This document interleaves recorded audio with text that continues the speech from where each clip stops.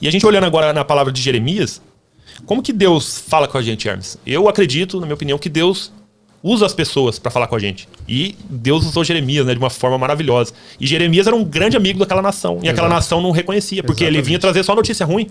E às vezes, nós quando buscamos um amigo, a gente quer aquele amigo que dá tapinha nas costas. O cara que é legalzão. Que aprova tudo que você faz. Né? Que tem boa aparência, que é rico, que eu vou postar nas redes sociais lá com aquele amigo.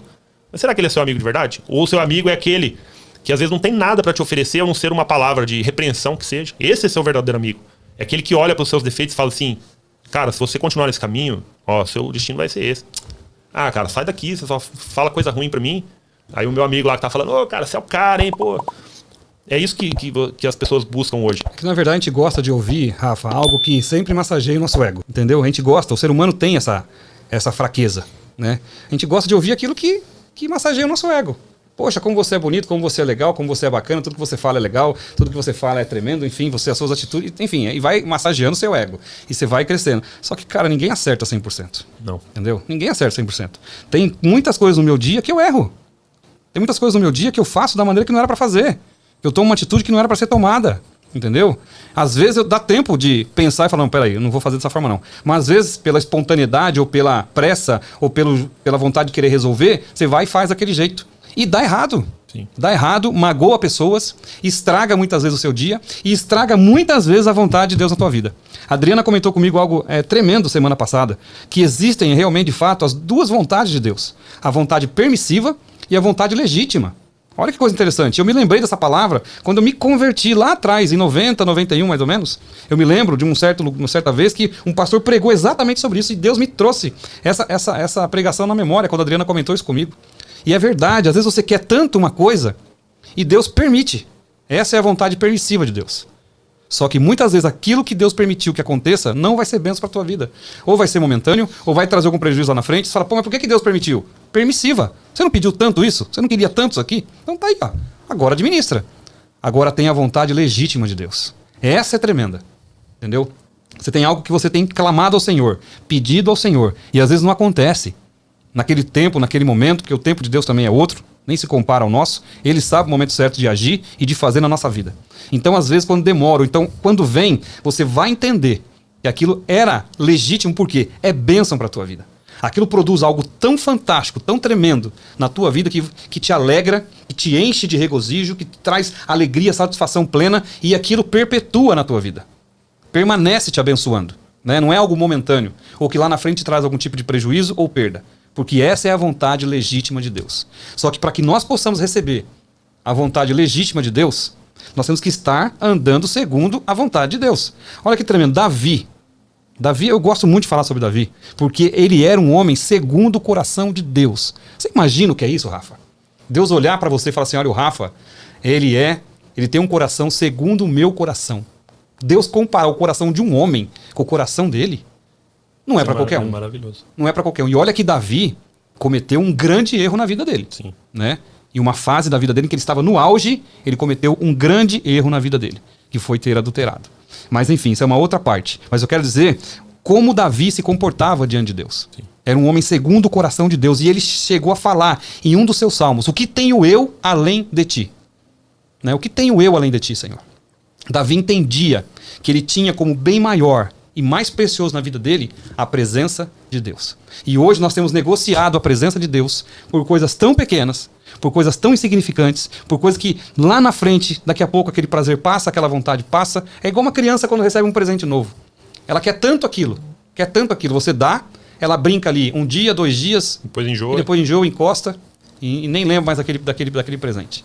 Então, queridos, nessa manhã, o que eu quero que você entenda é que a disciplina e a vontade de Deus sempre será para você a melhor orientação.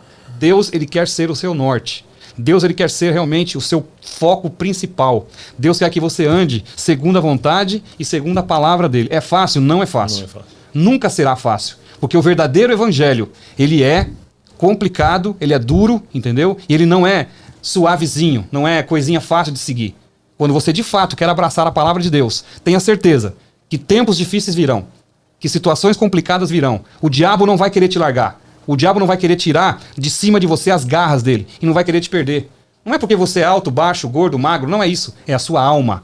É o que está aí dentro de você que importa. Tanto para o inimigo como para Deus. Só que aí agora cabe a você escolher. O que você quer ver da sua vida? Essa mesmice do dia a dia que você tem vivido, né? Se conformando com o que você é, com o que você tem, e se conformando com um possível futuro que talvez nem chegue, ou se você quer mudar a tua vida. Ou se você quer de fato viver a plenitude de Deus. Entendeu? Nós não vamos ficar oferecendo para você aqui uma fatia de bolo decorado, cheio de chantilly e por aí vai, não. O que nós queremos te oferecer é a palavra de Deus, é a verdade do Senhor, para que você mude as suas atitudes e para que Deus possa te abençoar e mudar a tua vida. É verdade. Na sexta-feira nós tivemos aqui a Andréia Carrione, e ela contando, né, que ela viveu no candomblé por muito tempo, e quando ela decidiu ir para o caminho estreito, que era seguir Jesus, ela recebeu vários atentados na vida dela, que o inimigo tentando derrubar ela, tentando trazer ela de volta. Porque o inimigo, quando perde, ele fica furioso. Então, se você está na sua zona de conforto, que às vezes do lado do inimigo, quando você decidir sair dali, vai vir as guerras. Mas só que o final dessa guerra, você já sabe que já foi vencida. Você já é um vencedor.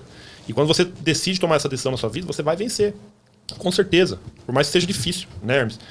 Então, a gente olhando assim a história de Jeremias e de outros profetas que passaram na Bíblia, né? Pensa, Deus, ele sentiu orgulho da criação que ele fez, né, o ser humano, e ele fez para ser tudo perfeito. Mas o homem se corrompeu, porque somos humanos, somos imperfeitos. Assim como Davi, que era um homem que era segundo o coração de Deus, ele errou. Mas qual é a diferença de Davi para uma pessoa que segue no pecado? Ele se arrependeu profundamente. E eu li na Bíblia, no meu último devocional, inclusive, falando que para Deus não importa o tamanho do seu pecado, se foi um pecado pequenininho, uma mentirinha, ou se foi uma coisa gravíssima. Como Judas, né? Judas entregou Jesus para a morte. Mas Judas tinha uma chance, que era se arrepender profundamente. Se arrepender daquela situação que ele fez, que poderia mudar totalmente o destino da vida dele. Mas não, ele não escolheu se arrepender e acabou terminando num suicídio. Mas Davi, que adulterou, ele estava no auge da vida dele, adulterou, mas só que ele se arrependeu profundamente. Mas só que essa semente que ele plantou teve os malefícios na vida dele. Ele passou por aquela prova, porque a semente que a gente planta, que não seja boa, a gente vai colher.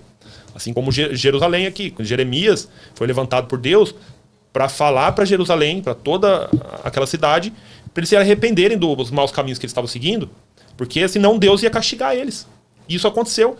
Mas o que Jeremias recebeu em troca? A cidade tinha idolatria, corrupção moral e injustiça social.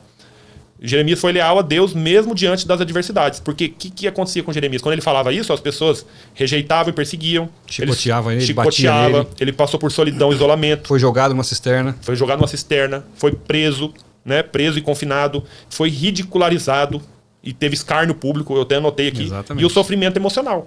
Então ele era um servo de Deus e ele sofria muito. Tanto que o Hermes comentou que ele era o profeta chorão. Porque ele chorava porque sentia muita dor de aquelas pessoas estarem cegas. Quantas vezes a gente não chega para um amigo, às vezes a gente quer dar um conselho para ele, mas parece que a pessoa está cega, ela não consegue enxergar. E é o que a Bíblia fala, que a pessoa tem escama nos olhos. A pessoa não enxerga. Porque a gente pregando, gente, aqui falando isso para vocês, parece que a gente quer dar uma lição de moral ou falar que a gente é melhor que os outros porque a gente está aqui. Pelo contrário, a gente erra, a gente pode errar todos os dias. E a nossa oração é para que a gente não fale. Não fale nos nossos projetos. E o que eu peço para Deus todos os dias é porque Ele nunca apaga essa chama no meu coração. Porque eu jamais quero perder essa conexão com Ele. Porque quando a gente encontra essa conexão, gente, pode estar o mundo caindo. Pode estar o barco na tempestade. Se Jesus está no barco, conforme a palavra, né? Jesus dormindo e a tempestade, todo mundo aterrorizado. Mas Jesus, como você consegue dormir? Ele falou assim, quão pequena a sua fé, meus amigos. Porque quando você tem fé em Deus, você sabe que tem uma pessoa ali que está com você, que vai te salvar. E você consegue ver lição em todas as tempestades da sua vida, todas as pessoas que passam na sua vida. Você abre os seus olhos, quando as escamas caem, você começa a ver quem é seu verdadeiro amigo. Você começa a enxergar um pouquinho das atitudes das pessoas. E quando você tem um Jeremias do seu lado, que às vezes vai pregar destruição pra sua vida, fala, cara, você tá fazendo errado, muda seu caminho. Tá tudo errado, você acha que tá bom, mas tá ruim. Você tá indo pra perdição. Cara, vai pra lá. Não, abraça o Jeremias, fala, Jeremias, eu vou te ouvir.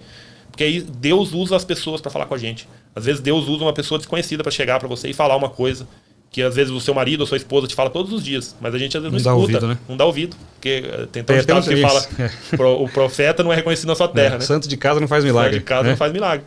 Porque às vezes as pessoas que a gente ama estão ali do nosso lado falando, mas a gente tá viajando, não tem nada a ver. Às vezes precisa vir uma pessoa desconhecida que Deus usa essa pessoa para vir te falar uma coisa que vai doer. Vai doer, porque crítica, quando as pessoas apontam nosso defeito, dói. Dói. Ninguém gosta Dói. de ouvir, né? Mas é muito bom. Só que é necessário porque esse apontamento corrige o nosso erro. É claro que temos que ter sabedoria também para poder conversar com alguém, né? Quando alguém me procura para pedir um conselho, eu procuro primeiro ouvir aquela pessoa. E se há duas partes, a gente procura ouvir as duas partes, para depois poder aconselhar, para não tomar nenhuma atitude errada, né, ou precipitada e fazer aquela pessoa piorar a situação dela. Mas a gente procura sempre estar pautado na palavra de Deus, nas experiências que nós já vivemos, naquilo que deu certo na minha vida, na vida do Rafa e das pessoas que caminham conosco, e naquilo que deu errado também, né? Porque eu já falei isso aqui algumas vezes, feliz é o homem que aprende com o erro do outro, que não tem que passar por dificuldade para poder aprender. Então, querido, como o Rafa falou, nós não estamos aqui para dar lição de moral em ninguém. Nós somos falhos, nós somos limitados, nós temos também muitas fraquezas, né? Nós temos as nossas lutas diárias e sempre temos colocado isso nos pés do Senhor. Quem sabe como é o meu coração é Deus, porque todo dia, de manhã, eu estou ali confessando para Ele quem de fato eu sou. E ali eu não tenho como colocar uma máscara, ali eu não tenho como colocar uma maquiagem, ali eu não tenho como colocar uma roupa que encubra quem de fato eu sou, porque Deus, Ele sabe quem eu sou. Mesmo antes de eu abrir a minha boca, Ele sabe quem eu sou, Ele conhece o meu coração, Ele conhece o mais profundo do meu ser, porque Ele me criou.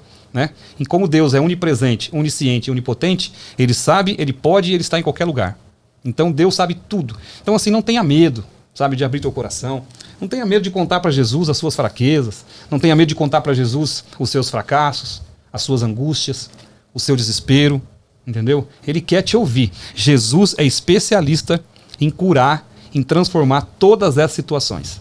E o que Ele quer é que você torne a ter essa disciplina, essa obediência e seguir o que manda a palavra do Senhor. E você vai entender lá na frente que isso não traz peso, não traz angústia. Muito pelo contrário, isso começa a deslumbrar em você o verdadeiro prazer pela vida. Talvez hoje os seus prazeres são prazeres que o mundo te oferece. Mas eu quero que você viva os prazeres que a palavra de Deus te oferece. Eu quero que você viva os prazeres que as promessas de Deus, né, fornecem para você. Só que isso tudo é uma escolha tua. Né? Como João Batista dizia, né? Quando Herodes chegava para ele e falava: por que você não intercede por mim? E ele falava: eu intercedo por você, eu oro por você, só que eu não posso obedecer por você. E é isso, né? Eu oro pelos meus filhos, eu oro pela minha esposa, eu oro pelos meus amigos, eu oro por pessoas que eu nem sei quem são, que eu nem conheço. Eu intercedo por essas pessoas, mas eu não posso obedecer por nenhuma delas. Sim. Nem pela minha esposa eu posso obedecer. Nem pelos meus filhos eu posso obedecer. Isso é uma opção deles. Eu posso mostrar o caminho, como pai, como marido, como amigo, como conselheiro, enfim. Mas obedecer por outra pessoa eu não posso. Eu posso obedecer por mim. Sim. Né? Então é isso. Eu quero que você entenda essa palavra, só que eu não posso obedecer por você. Essa é uma decisão sua. Você que vai ter que dizer: olha, eu quero, a partir de hoje, obedecer. Isso não faz de você um fraco. Isso não faz de você um coitadinho. Ai, tadinho, tô aqui, né, obedecendo o meu rei, o meu... Não, não é isso. Obedecer é prazer, é respeito. Sim. É reconhecer quem Deus é na tua vida. Isso não traz peso. Não, nenhum. É se reconhecer como filho, né? E a arma que a gente tem na nossa mão é orar pelas pessoas. Eu também comentei aqui antes do podcast das orações que nós estamos fazendo por outras pessoas. E a gente está vendo mudanças sobrenaturais na vida dessas pessoas. Amém, é tremendo. E eu fui cristão por muito tempo, mas o dia que a minha esposa se alinhou na palavra junto comigo, o nosso poder aumentou. E eu nunca forcei nada para ela, mas eu orava pela vida dela. E isso um dia se concretizou. Amém. E o pai dela, até que está aqui também online, o Dinho, também orou por 7 anos. Ele falou no dia que ela se batizou, que ele estava orando por ela. E o mundo espiritual trabalha, gente, através da oração. E essa é a maior arma que nós temos para você mudar uma mentalidade de uma pessoa, porque a gente não quer forçar nada na sua vida. A gente só quer que você viva essa paz verdadeira no seu coração.